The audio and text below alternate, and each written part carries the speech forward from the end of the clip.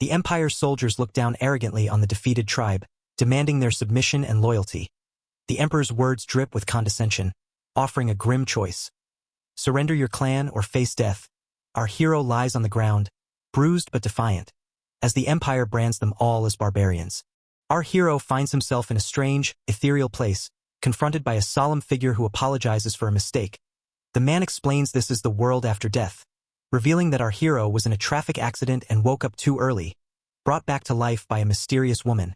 Confused, our hero questions his state and protests he's not a virgin, to which the man apologizes again, hinting at a deeper misunderstanding. Our hero is stunned to learn he's already been cremated, leaving no chance to return to his life. The angel scolds him for his unreasonable behavior, blaming him for the situation and urging him to calm down. Meanwhile, the solemn man listens patiently and hints at an emergency solution for cases like this. The solemn figure offers a solution.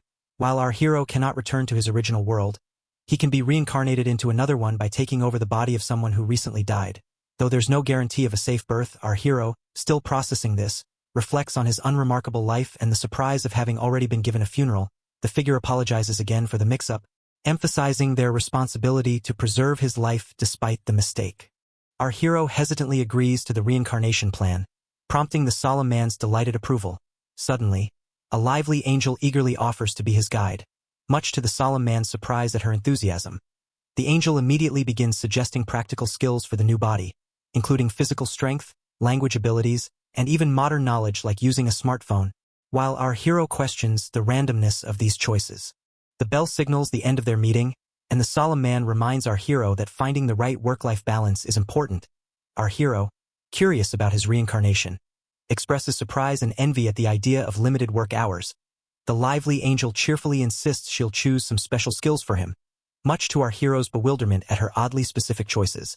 An oddly specific god and an oddly specific angel bid our hero farewell with a cheerful bon voyage. Their peculiar mistake has set in motion an equally peculiar arrangement, marking the start of his new journey. Our hero jolts awake, dirted and bandaged, his eyes wide with shock as he realizes his second life has truly begun. Our hero, now realizing his name might be Jia, is overwhelmed as a flood of knowledge about this new world invades his mind, causing a sharp headache. The concerned man anxiously checks on him, urging him to be all right. While our hero wishes the god had warned him about this sudden mental overload, the intense influx of information leaves him clutching his head, struggling to process everything at once. Our hero, still dazed, tries to place the man before him, hesitantly asking if he is Uncle Otto's. The man, overwhelmed with relief, pulls our hero into a tight embrace, expressing heartfelt gratitude that Jia is safe. Our hero listens intently as the man reveals that his brother and sister are gone, warning how dangerous it would have been if anyone else had left them. Wrestling with guilt, the man questions whether it's right to inhabit the body of someone as beloved as Jia, especially so soon after his death. Concerned for his well-being, the man gently checks on our hero's injuries, worried about the wounds inflicted by the Empire's men. Our hero notices his wounds healing rapidly and struggles to explain this strange phenomenon to his uncle. Assuring him he's fine, he tries to downplay his injuries. The uncle, concerned but practical, urges him to get moving, revealing the urgency of their situation. Otto's confirms Jia is safe and thanks the men for contacting the Emperor.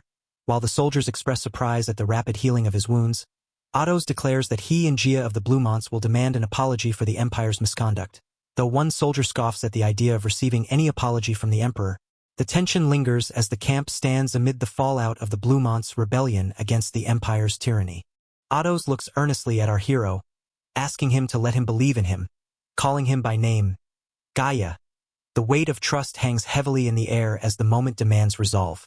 Gaia steels himself with unwavering determination, vowing to meet the expectations of those who believe in him. Starting from the bottom with nothing to lose, he boldly declares his resolve to bring down the Empire, embracing the label of barbarian. He chooses to wear it as a badge of honor in his fight for justice. A confident woman stands by the window, holding a folder and smiling slyly, as she promises the most exciting chapters lie ahead. Her poised demeanor hints at secrets yet to unfold, drawing attention to the anticipation building in the story. Our pal summons a glowing, mysterious object called Smartphone. Amazed as it actually appears before him, he cautiously touches it, curious about how it works, while a voice explains that this is one of the apology abilities granted by a god, though the god seems unfamiliar with smartphones. Our pal learns from the god that the smartphone is actually a high-level information terminal, offering detailed maps and data on plants, animals, and natural resources. An incredible advantage in a world where accurate maps might not even exist. Though the name seems ridiculous, he's impressed by its exceptional ability. Suddenly, someone calls out to Gaia, revealing a man named Uncle Otto's in the people category. Our pal spots Uncle Otto's carrying wooden logs and is surprised to see him here. Uncle Otto's asks for help repairing the wall destroyed by the Imperials, while others work diligently on the restoration. Realizing he must be cautious, our pal reflects on how he must have appeared to others, staring at empty air since only he can see the smartphone. The villagers discuss their struggle with limited wheat supplies after the Imperials destroyed the storehouse, revealing the harsh reality of their forested homeland with little arable land. Despite hunting and gathering to supplement food, they face shortages and must buy goods from outside, which requires money. Something they clearly lack. Our pal absorbs this difficult truth, realizing the community's fragile balance and the importance of currency in their survival. Our pal realizes that most fertile land belongs to the Empire, forcing tribes like Bluemont to barter, often needing currency to trade. Contemplating this contradiction while planning the Empire's downfall, he searches for something valuable to sell. Suddenly, he spots a boulder on the map and identifies it as rock salt, a potential resource to help the village. Our pal spots a rock salt vein on the map and realizes rock salt is a valuable mineral with constant demand. He notes that extracting salt is labor-intensive and that even their settlement buys it as a high-tier item. This sparks a new idea. Could they sell rock salt to gain the currency they desperately need? Our pal considers the potential of the rock salt vein becoming Bluemont's new industry if the deposit is stable enough to mine. He's surprised no one has noticed the vein despite its proximity to the village and decides to investigate it himself. Suddenly, a fierce bear appears, roaring aggressively. Our pal quickly connects the dots, realizing the bear's presence explains why the rock salt vein went unnoticed. Checking his smartphone, he confirms the bear's danger level isn't too high, giving him a cautious sense of confidence. Readying his sword, he prepares to face the challenge head-on. Our pal leaps down, aiming a decisive strike at the bear's head, but the beast swiftly raises its massive paw in defense. Surprised, he utters a quick, "Eh," as the clash unfolds in an instant. Back safely, our pal faces concerned villagers shocked he ventured into the bloody bear's territory. He downplays the danger, explaining his recovery ability saved him despite being injured. The group discusses how the bear's hide is nearly impenetrable, and if they could eliminate the bears, they'd gain access to the forest's valuable resources. Our pal explains why he ventured into the dangerous forest, admitting he hoped to find something valuable to help the village financially. Though he acknowledges the risks and his limited authority as chief, he wants to contribute meaningfully to their future. The villagers listen intently, aware of the forest's many forbidden areas and the challenges ahead. The villagers express surprise at Gaia's newfound concern beyond training, worried he might be overexerting himself as chief. Meanwhile, others confidently assure him that when it comes to money and negotiation, Otto's is the one to rely on. Hinting at the village's own thriving industry, Gaia listens intently, curious and slightly taken aback by this revelation. The mercenaries prepare for their next mission, gearing up with weapons and readying themselves for battle. Their leader announces the target, the Algia's kingdom, while one mercenary grumbles about working for the Empire but accepts their duty. The group's determination is clear as they rally together, ready to face the challenge ahead. The mercenaries prepare for battle, checking their armor and weapons amid some concern over shortages. Despite the challenges, their spirits remain high as they remind each other to stay focused and get hyped. Just as tension rises over missing swords, Otto's announces a delivery, easing the worries and reinforcing that battle is their tribe's chance to earn. Just as worries about their gear peak, a crate of brand new weapons arrives, sparking excitement among the mercenaries. Otto's reveals their employer has provided these supplies, easing the tension and boosting their readiness for the upcoming battle. The Puros Plain in the Algia's kingdom, a vast land at the foot of the southeastern mountains, has long been a contested border with the Veritacoris Empire. Once peaceful wheat fields, the area is now dominated by an army ready for battle. The tension is palpable as a commanding voice calls the troops to attention. The Veritacoris Empire's commander rallies his troops, declaring their mission to reclaim the Puros Plain from the Algia's kingdom and restore it to their empire. He emphasizes the strategic importance of the land as a staging point and vows to demonstrate the empire's might to their rivals. The soldiers stand ready, united under their leader's resolute command. The Veritacoris soldiers cheer loudly for their emperor, praising his victories and expanding empire. Our hero, observing quietly, acknowledges the emperor's popularity despite his ruthless conquests and the personal hatred he inspires as the cause of his parents' downfall. Though it frustrates him, he knows he must endure this reality for now. The commander urges the troops to zealously devote themselves, highlighting how taking this land will aid Prince Muno in his southern battle against Koron. Our hero's attention sharpens at the mention of Muno, while whispers among the soldiers question the prince's command. As the commander dismisses them to their positions, our hero steps forward, seeking orders from General Hibitius. Whispers spread among the soldiers, questioning the presence of barbarian mercenaries who surprisingly speak the imperial language. The commander acknowledges their northern barbarian origins, but insists their fighting style differs too much to fit into the main formation. Instead, he orders our hero to provide support from the side, assigning him a crucial but separate role in the battle. The soldiers candidly admit that the commander's order was essentially a blunt, "Stay out of our way." They discuss how the barbarian mercenaries' slow, shield-heavy fighting style makes coordination with the main forces difficult, which ultimately led to their defeat. Our hero reflects on this harsh truth with a mix of frustration and understanding. The soldiers explain that some barbarian tribes don't even understand the imperial language, making coordination between tribes nearly impossible. They joke about how mistakes could lead to fighting among themselves instead of the enemy. But the mood quickly shifts as one soldier reminds Gaia that their tribe's honor lies in fighting with valor, no matter the cost. Our hero reflects on the heavy cost of battle, acknowledging that the deaths of his parents were a direct result of these harsh realities. Though he values life and hopes for fewer casualties, he understands that as a mercenary, he cannot afford to be naive about sparing enemies. Despite the grim circumstances, he resolves to minimize the loss of his comrades whenever possible. Our hero steels himself with determination, reminding himself that their mission is to find a way to earn more. As he reviews a document, he admits the goal might be a bit too ambitious. Suddenly, something catches his attention, leaving him surprised and curious. Tensions flare as soldiers scramble to understand the sudden magical attack, quickly blaming the barbarians for the unexpected aggression. Our hero, caught in the middle, faces suspicion and confusion from the mercenaries, who dismiss the barbarians as unintelligent and reckless. The atmosphere thickens with mistrust as they question the sanity behind such a sudden strike. The elf fiercely demands an apology, rejecting the mercenaries' cruel claim that elves are slaves. The soldiers mock her outrage, dismissing her anger and coldly explaining that in their empire, all elves are considered property. The tension escalates as the mercenaries reveal their twisted intentions, treating the elf as nothing more than a plaything. Our hero urgently tries to calm Jessica, sensing her rising anger. The mercenaries mockingly belittle the barbarians, making crude assumptions about their relationships.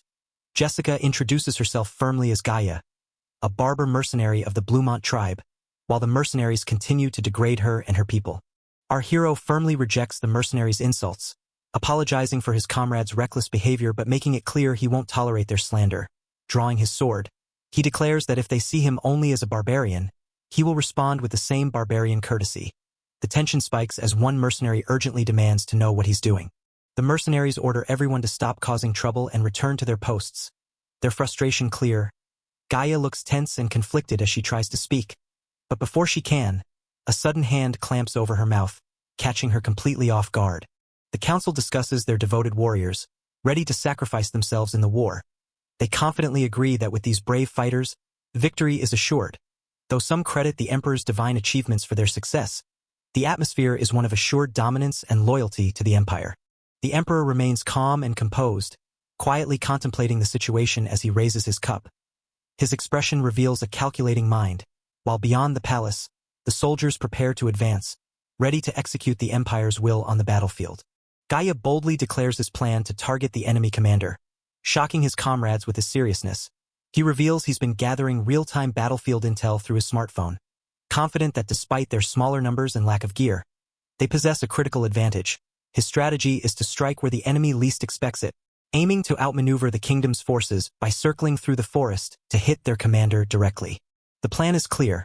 Launch a surprise attack and then quickly withdraw before the enemy cavalry can regroup and counterattack.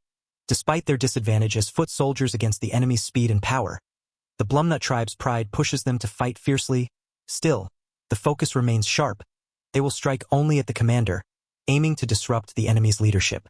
The protagonist argues that killing the enemy commander will throw the kingdom's army into chaos, allowing the empire to gain the upper hand and potentially end the war quickly, reducing casualties. He believes the plan is worth attempting. However, a stern voice cuts in with a firm no, signaling opposition to the idea. Athos boldly declares his support for Gaia's plan, surprising the others and prompting a mix of shock and reluctant acceptance. Despite doubts, his resolve convinces the group to commit. With one ally acknowledging the new chieftain's fierce and untamed spirit, the decision is made. If the plan goes forward, they're all in. As a massive, swirling attack approaches, the commander urges his troops to stay calm and rely on their barriers for protection. He commands them to strengthen their defense and remain vigilant for a chance to counterattack, reminding them that the enemy's ammunition is limited. The commander grumbles about the chaos magic causes, admitting he's not used to all the noise and flashing. He acknowledges the power of the enemy's attack but stresses that magic barriers can render it useless. Though only a few soldiers can wield such magic, despite their reluctance to use barriers, he warns that the enemy will, and slipping through one could be devastating. The commander receives a report that their forces and the enemies are evenly matched, prompting a cautious approach. He advises against moving the cavalry too soon to avoid a counterattack, acknowledging the battle will likely drag on longer than a day.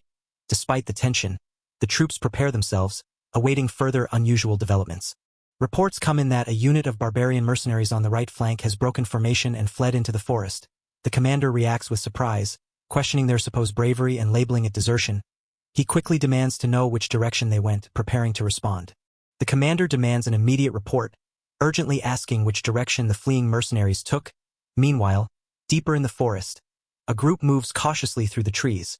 A serious conversation unfolds as one man acknowledges Gaia's impressive skill in securing alliances with other tribes, especially the elves, though hesitation lingers in the air.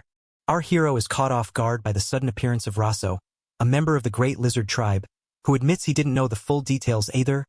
Raso reveals he followed them because their strange route hinted at something unusual, earning a mix of surprise and reluctant respect from the group. Meanwhile, the serene forest landscape contrasts with the tension building among the allies. The group spots the commander nearby and discusses the daunting size of their mounted enemies. Our hero suggests using the elves' magic to break the enemy formation. Though doubts arise about whether the magic will even affect them, tension and uncertainty ripple through the group as they prepare for the challenge ahead. Our hero insists that magic will work fine if aimed carefully. Despite concerns about it hitting the barrier and being wasted, the elf commander agrees but stresses the importance of aiming exactly where he says. Pointing out a gap in the enemy formation, our hero urges them to target that precise spot. The enemy launches a sudden ambush, charging fiercely with weapons raised. Despite the surprise, the commander urges calm, reminding his troops that most attackers are infantry. He commands everyone to quickly form up and prepare to face the oncoming assault. The group excitedly examines a collection of weapons, clearly spoils from a recent war. Our pal asks if these really belong to Algia's soldiers and if they're allowed to take them. The others cheer, thrilled by the thrill of victory and the treasures it brings. One man calmly accepts the spoils, reminding everyone that no treasure follows the dead. The Battle of the Pyros Plains ended swiftly, with the Algius army losing all order after their commander fell. The Verticorus Empire crushed their foes, claiming the right to the spoils by the laws of war in this land. General Hevicius, known for his fairness in distributing supplies, ensured even our pal's group received equipment from the defeated Algius soldiers. Though our hero feels a twinge of guilt, likening it to looting, he remains deeply grateful for the spoils. The group marvels at the quality of the iron sword, a testament to the kingdom army's fine gear despite their poverty. The man explains that these iron swords, used by imperial soldiers, are rare on the market and thus command a high price both to buy and sell. He points out their practical uses and potential value for trade. While our hero admires the iron sword he's received, the group shares a light-hearted moment, acknowledging the constant struggle to gather enough money. Our hero reflects on the iron sword's strength, imagining it might even be a fair match against the fearsome bloody bear, whose fur repels bronze weapons. Excited, he shows Raso the iron sword, proud to have some of the rare metal himself. But Raso's unexpected reaction leaves our hero confused as the warrior casually tosses the sword aside, prompting a surprised question. Raso dismisses the iron sword, favoring a shinier bronze weapon instead. Claiming it looks better, our hero is baffled, knowing iron's superior strength. But Raso explains he's used bronze swords before and they rust quickly. He prefers the plain bronze because it helps him stand out on the battlefield, valuing appearance over practicality. As they receive their assigned horses, our hero and Raso exchange uncertain glances, unfamiliar with handling them.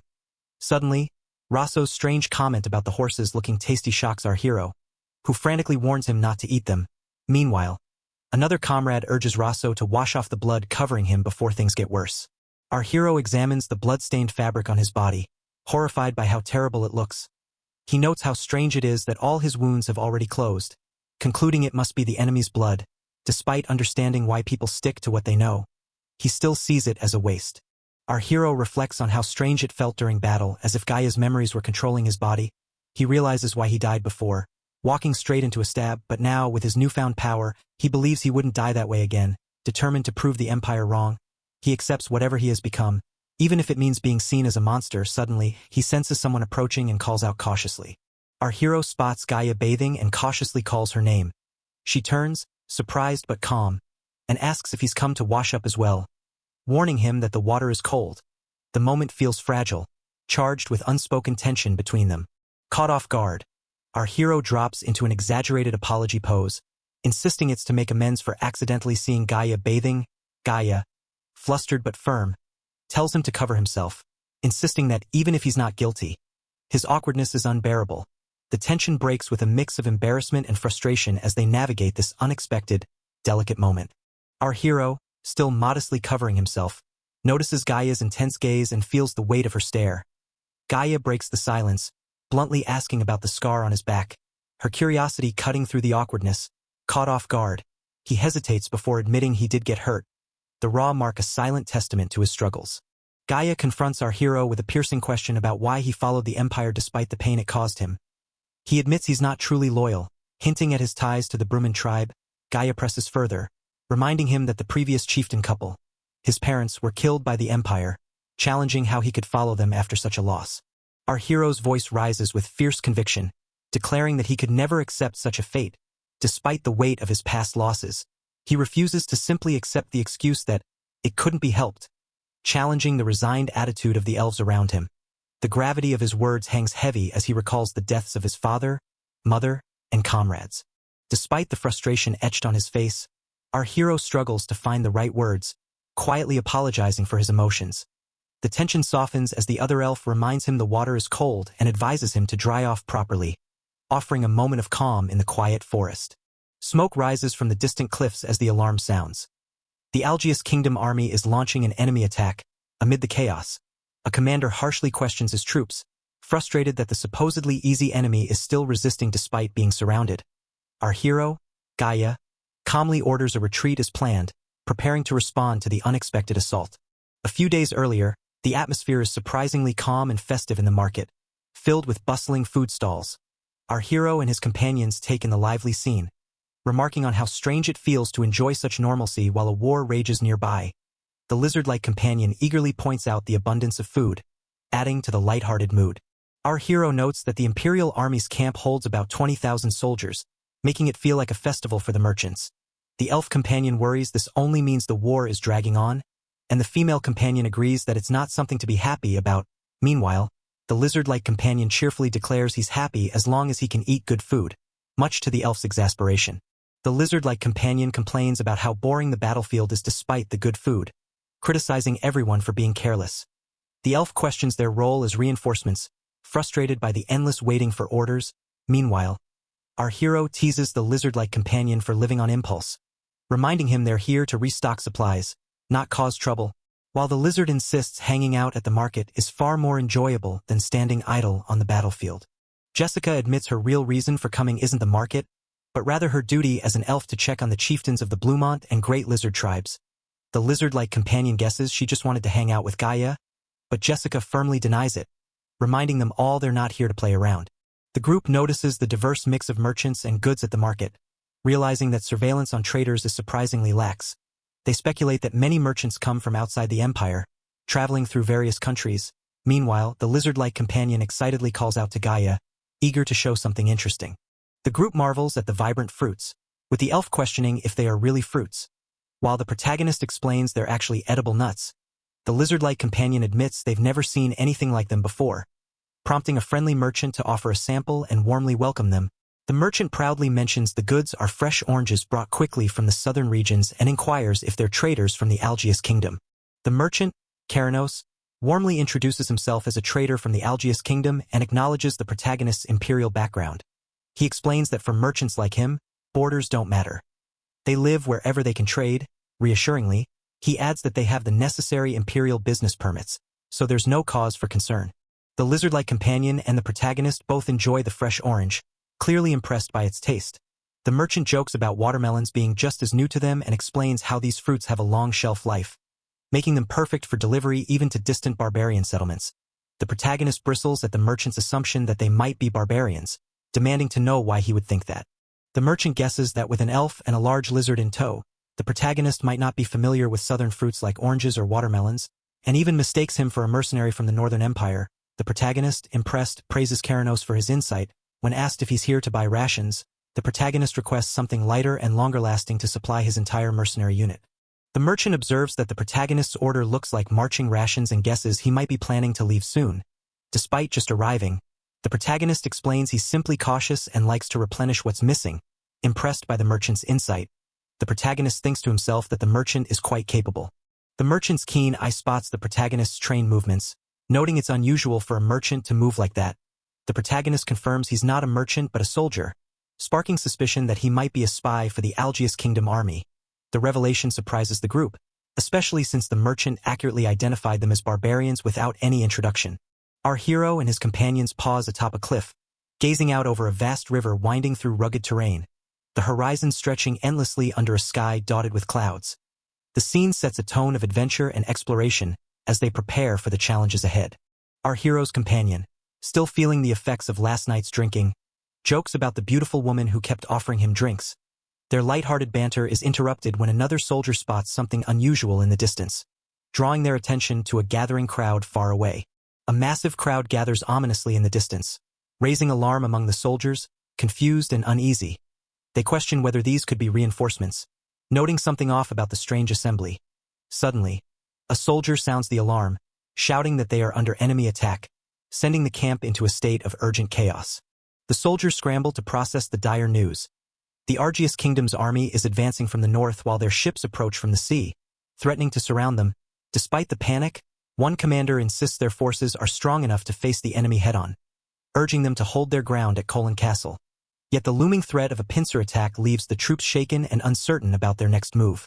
The commander demands an urgent report to the Crown Prince, questioning how the situation escalated so quickly. Our hero confirms the reinforcements are from the Algius Kingdom, advancing from both land and sea, signaling an imminent full encirclement. The soldiers grapple with the grim reality, debating whether to retreat before they are completely surrounded. Our hero weighs the grim reality. Though the Empire's forces aren't losing ground, there might still be a slim chance to break the encirclement. Despite his grudge against the Empire, he hesitates to cause needless casualties urgently. He orders his troops to be ready to withdraw and rushes to warn headquarters, troubled by the enemy's swift advance and the mystery of their commander.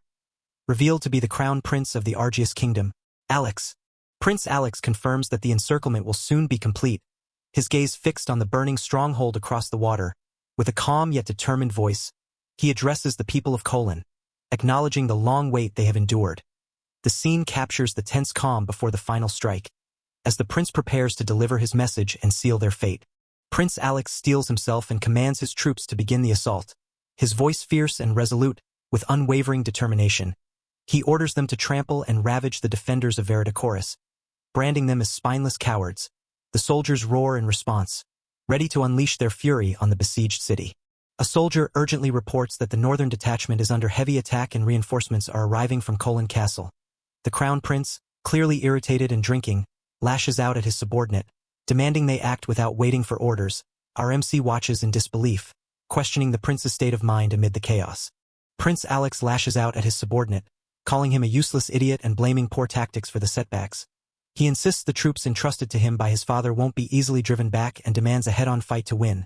Despite the mounting pressure and warnings, our MC boldly advises the prince to order a withdrawal, challenging his reckless stance.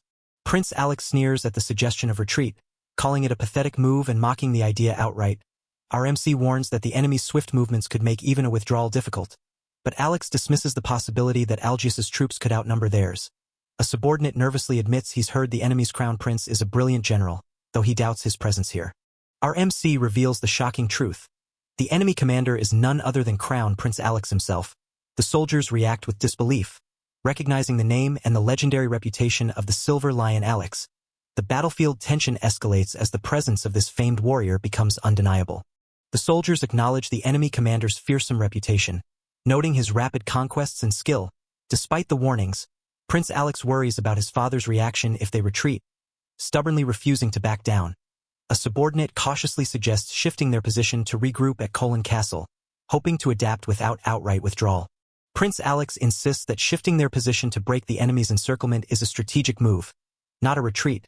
Confident the Emperor will understand, despite some hesitation, he declares himself the pivot of the army and orders the entire force to consolidate and move toward Pyros from Kolin Castle. The soldiers respond with determination, though some quietly sigh at the difficult decision. The situation looks grim as the Empire's forces are being squeezed from the sea, making their retreat perilous. The older commander acknowledges the harsh reality but urges the group to stick to their planned escape route without worry. Suddenly, a figure appears, calling out sharply and breaking the tense atmosphere. The tension breaks as a sharp voice demands a serious discussion, hinting at a deal that could benefit both sides. Suddenly, Prince Alex is attacked, but he swiftly deflects the blow and reassures his comrades that he is unharmed.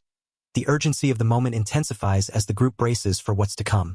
Prince Alex boldly leads the charge, urging the soldiers of Algius to advance and reclaim Kolin Castle. His passionate call to save their comrades and fight for their kingdom ignites a fierce battle cry among the troops. Despite warnings about the danger, Alex stands firm, determined to rally his forces from the front lines. The battle is unfolding smoothly, with the recapture of Kolin Castle nearly assured due to the enemy's lack of a functioning command structure. A comrade teases Prince Alex about the ease of the fight, but Alex firmly rejects the notion of being a reckless war fanatic, valuing the lives of Kolin's soldiers and citizens above all. Despite his calm resolve, Alex's thoughts betray a simmering frustration toward the ruthless Emperor of Veritachoris. Prince Alex learns that the enemy commander is the incompetent crown prince, whose son lacks both his temperament and talent. Capturing him alive could become a valuable bargaining chip with the Empire. Meanwhile, scouts report that the Veritachoris army is retreating, concentrating their forces toward the highway, prompting Alex to acknowledge that the enemy isn't entirely foolish after all. Our hero stands resolute against the fiery backdrop of a burning city, his grip firm on the sheathed sword at his side. The flames reflect his inner turmoil and determination as the chaos of war surrounds him. Our hero recognizes the imposing figure before him as Prince Alex of Algius. The kingdom they face, amid the tension, Gaia is urged to hurry, signaling the urgency of their mission. Meanwhile, cautious commanders decide against pursuing the retreating enemy, wary of their mages and the risk of unnecessary casualties. Prince Alex insists on pushing forward, commanding his troops to reform the lines and advance despite his guards' concerns for his safety. Our hero recalls that this force is a northern tribal unit of the Empire, known as the Barbarian Mercenary Corps. The tension rises as they prepare to face this fierce and unpredictable enemy. Our hero sits quietly in a sun-dappled forest, studying a mysterious emblem with a winged design. Nearby, two women gather water, their presence adding a calm, everyday rhythm to the peaceful woodland scene. The stage is set for the next chapter of this hit isekai war fantasy series, inviting readers deeper into its unfolding adventure. Our hero studies a map marked with enemy Argius troops surrounding their position. Realizing the forest is riddled with ambushes, he mutters in frustration, acknowledging how close they came to walking right into a trap. A companion points out that the enemy clearly anticipated their escape route through the forest from the very beginning. Our hero grumbles at the extreme measures taken just to hunt down a single mercenary, calling it creepy level prepared. Frustrated and overwhelmed, he admits he can't take it anymore. Meanwhile, a grumpy companion loudly complains about trudging through the filthy forest, demanding a carriage despite the obvious difficulty of the terrain. Tensions flare as a grumpy companion demands a carriage, and when told it's impossible, he orders to be carried on someone's back, calling out the protagonist sharply. Despite the heated exchange, the group agrees to rest for the day. Meanwhile, the brutal reality of their situation sinks in. The retreat from Cologne Castle was a devastating defeat, with less than half the soldiers escaping Argius's encirclement. Most of the fallen soldiers were from noble imperial families, so there were personal feelings involved in their loss, but for the Barbarian Mercenary Corps, this situation is an opportunity. They can now demand full payment for the favors they sold without holding back. The grumpy noble complains loudly about the terrible food, demanding sweets, wine, and fruit juice instead of the usual biscuits and jerky. His complaints are relayed by a companion, who awkwardly tries to ask the protagonist for improvements to their meals. The protagonist, clearly frustrated, struggles to respond to the unreasonable demands. The protagonist firmly reminds the group that they're fugitives, forced to take the difficult mountain path to avoid detection, and that lighting a fire could give away their position. He explains that their rations were meant for mercenaries, not luxury, so they can't afford any special treats. Meanwhile, a companion nervously warns the noble that he's unreasonable and hard to reason with, as the noble continues to make a scene. The protagonist reluctantly suggests offering some oranges and watermelons from their supplies to appease the noble's demands. When asked about hot soup, he quickly backtracks, unwilling to promise more. Meanwhile, a companion confirms their dire financial situation, acknowledging they're squeezing the payment out of the noble despite the strained circumstances. The group cautiously advances along the narrow mountain path, tension evident on their faces as they navigate the difficult terrain. Despite the strain, one companion brightens the mood by announcing that they've finally made it out of the forest and onto the road. The relief is palpable, but the journey is far from over. The group finally spots the town of Pyros, its buildings sprawling across the rocky landscape. Excitement rises as they see the Imperial troops still holding strong, proudly displaying their flag. Inside the town, a formal welcome awaits, with a dignitary expressing relief at the safe return of the noble. The dignitary expresses shock and dismay over the brutal battle at Cologne Castle, lamenting the heavy losses and the soldiers' incompetence. Our hero is accused of sending only fools to serve under him, but he quickly denies the claim, urging the noble to dismiss such harsh thoughts. Tension simmers as the conversation turns to the failed expectations of an easy victory. The noble bitterly complains about being forced to travel with the barbarian mercenaries, condemning their lack of civility and poor provisions. Our hero calmly acknowledges the mercenaries' aid, but the noble's frustration boils over as he demands better treatment and hospitality. Despite the tension, our hero promises to do his very best to meet the noble's expectations. As the sun sets behind the ancient city, our hero stands resolute, gripping his sword with quiet determination amidst the flickering lanterns and burning embers. Our pal anxiously asks if they can help the barbarian slave from earlier, hoping to negotiate a situation. The older man, serious and wary, warns him not to get any strange ideas. Despite the caution, our hero insists he's not suggesting helping the slave escape, only trying to talk to the owner about his fate. Gaia explains that the man lost the war and became imperial property, revealing that many like him are held captive on the ship. He warns that once someone becomes a slave under the empire, their fate is sealed, and despite hopes, they barely have the freedom or resources to reclaim them. Our hero's idealism clashes with harsh reality as Gaia questions where they would even find the money to buy back the slaves. The older man firmly tells Gaia there's no other way, emphasizing his role as chieftain and the harsh reality they must accept. Our hero's disbelief is clear as he questions what no other way could possibly mean. The scene shifts to the endless sea, symbolizing the uncertain and daunting path ahead.